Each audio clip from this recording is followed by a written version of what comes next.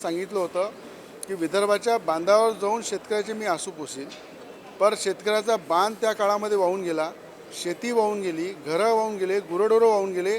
पण मुख्यमंत्री असताना उद्धव ठाकरे मातोश्रीच्या बाहेर निघाले नाही, कधी 2.5 वर्षामध्ये मंत्रालयाच्या कॅबिनमध्ये गेले नाही. आणि दिवाळी दसऱ्यासारखे विदर्भाच्या अधिवेशनामध्ये येऊन या ठिकाणी देशाचे गृहमंत्री अमित शाह साहेबांवर बोलतात, राज्याचे मुख्यमंत्री देवेंद्र फडणवीस साहेब यांच्यावर बोलतात, एकनाथजी शिंदे शिवसेनेचे नेते त्यांच्यावर बोलतात. तर मला हे विचारायचं आहे की उद्धव ठाकरेजींना तुम्ही 2.5 वर्ष CM असताना तुम्ही विदर्भासाठी काय केलं, विदर्भाच्या जनतेसाठी काय केलं, तुम्ही फक्त CM असताना पॉवरवर काय केलं.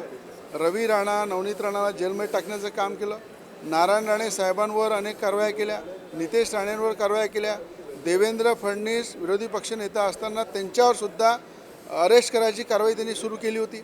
जर अशा देशाचं राजकारण उद्धव ठाकरेंनी पूर्ण पॉवरमध्ये 2.5 वर्षामध्ये केलं, म्हणून मी म्हटलं शिवसेनेचा वाघ हा जर पाहिलं तर एकनाथ शिंदेजी आहे. आणि आज तेंदुळ्यासारखी परिस्थिती ही उद्धव ठाकरेंची झालेली आहे. तर तेंदुळ्यासारखी परिस्थिती का झाली की जंगलामध्ये एकच वाघ राहू शकते, म्हणून आज तेंदुळ्याची जी परिस्थिती आहे ती उद्धव ठाकरेंची परिस्थिती आहे. म्हणून आज या ठिकाणी सभागृहामध्ये जेव्हा मी काल बोललो तर अनेक तेंदुळे उभे झाले. म्हणून माझं म्हणणं आहे की आज तुम्ही 2.5 वर्षात काय केलं, विदर्भाची जनता तुम्हाला हिशोब मागत आहे. नंतर त्यांनी मुख्यमंत्री आरोप केला पाहिजे, देशाचे गृहमंत्री अमित शहाजींवर आरोप केला पाहिजे, एकनाथजी शिंदेंवर आरोप केला पाहिजे. काल उद्धव ठाकरे जेव्हा साईन करत होते अधिवेशनामध्ये येऊन पहिल्यांदा आले ते, त्या ठिकाणी साईन करताना असं वाटत होतं की राज्यपालासमोर साईन करत आहे. म्हणजे अशी परिस्थिती आहे की उद्धव ठाकरेंची की आज दिवाळी दसऱ्यासारखं त्यांना अधिवेशनात यायला वेळ मिळत नाही, लोकांचे प्रश्न मांडायला वेळ भेटत नाही. तर अशा प्रकारचं काम करणारा व्यक्ती तो विदर्भामध्ये येऊन विदर्भाच्या नेत्यांवर किंवा महाराष्ट्राच्या नेत्यावर टीका करू शकत नाही.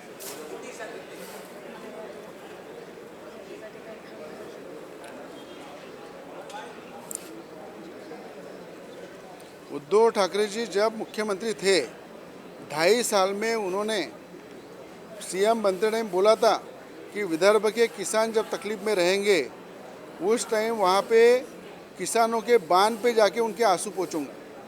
किसानों के बांध भी बह गए उस 2.5 साल में, खेती बह गई, किसान के घर बह गए, जानवर बह गए.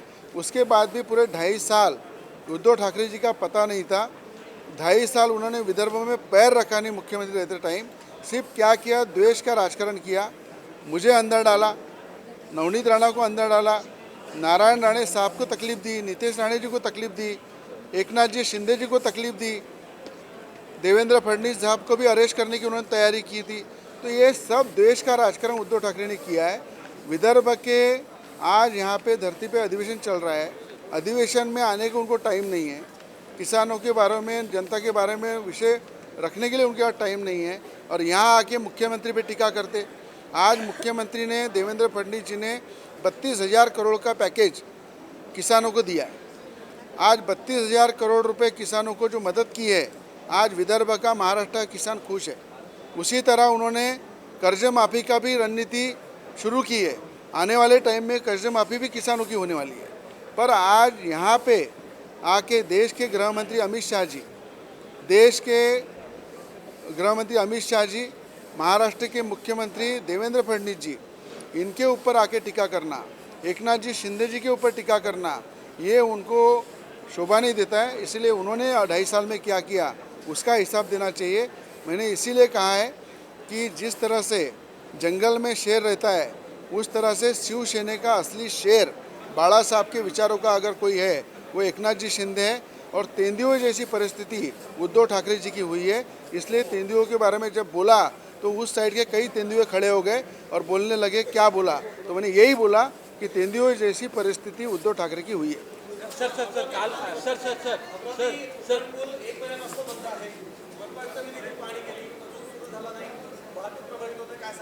राज्याचे मुख्यमंत्री देवेंद्र फडणवीस साहेबांनी 8 दिवसाआधीच त्याची बैठक घेतली.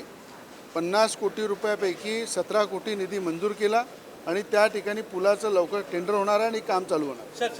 विजय वडेट्टीवार असे म्हणाले की नवनीत राणा यांच्या घरी 5-6 बिबटे सोडा. विजय वडेट्टीवार साहेबांना माझं म्हणणं आहे ते विदर्भाचे आहे, ज्या परिसरामधून ते निवडून येतात त्याच्या आजूबाजूला पण खूप बिबटे आहे. तर त्यांना असं वाटलं तर सरकारकडनं परमिशन द्या. 4 नाही 10 बिबटे रवी राणा पोसायला तयार आहे. आणि पुन्हा बिबट्याबद्दल मी सांगतो, जसं वनतारा आनंद अंबानींनी डेव्हलप केलं, त्या धर्तीवर गौतम अडाणीजी असो, आनंद अंबानीजी असो, त्यांनी पुढे आलं पाहिजे आणि महाराष्ट्रामध्ये प्रत्येक जिल्ह्यामध्ये वनतारा डेव्हलप केलं पाहिजे. त्या ठिकाणी वनतारा डेव्हलप करून त्या ठिकाणी बिबट्याला सुरक्षित ठेवलं पाहिजे, जेणेकरून इथलं पर्यटनसुद्धा वाढेल आणि जनावरंसुद्धा चांगल्या प्रकारे सुरक्षित राहील. म्हणून आवाहन करतो की सरकारने त्यांना बोलवलं पाहिजे, त्यांना जिल्ह्यामध्ये जागा उपलब्ध करून दिली पाहिजे आणि वनताराच्या धर्तीवर आनंद अंबानी आणि गौतम अडाणींनी या ठिकाणी वनतारा डेव्हलप केलं पाहिजे.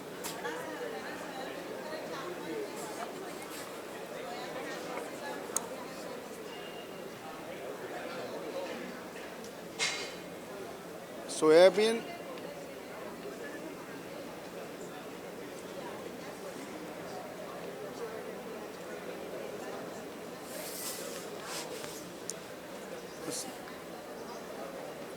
कसं आहे, महाराष्ट्रामध्ये पहिले मुख्यमंत्री आहे देवेंद्र फडणवीस यांनी 32,000 कोटीचा पॅकेज या ठिकाणी महाराष्ट्राला दिला आहे.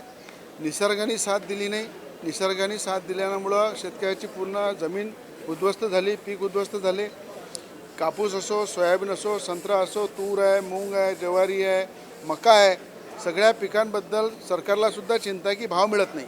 म्हणून सरकारला मी स्वतः केलेली आहे की पेरणीपासून तर कापणीपर्यंत जो खर्च शेतकऱ्याला येतो त्याचा 1.5 हमी भाव हा शेतकऱ्यांना मिळाला पाहिजे. आणि ज्या ठिकाणी जेवढे APMC आहे त्या APMCमध्ये खऱ्या अर्थानं काही व्यापारी त्या ठिकाणी येऊन आपला कब्जा करतात, त्या व्यापाऱ्यांना बाहेर काढलं पाहिजे आणि शेतकऱ्याचा माल APMCमध्ये ठेवला पाहिजे आणि पेरणीपासून तर कापणीपर्यंत 1.5 हमी भाव हा शेतकऱ्याला मिळाला पाहिजे.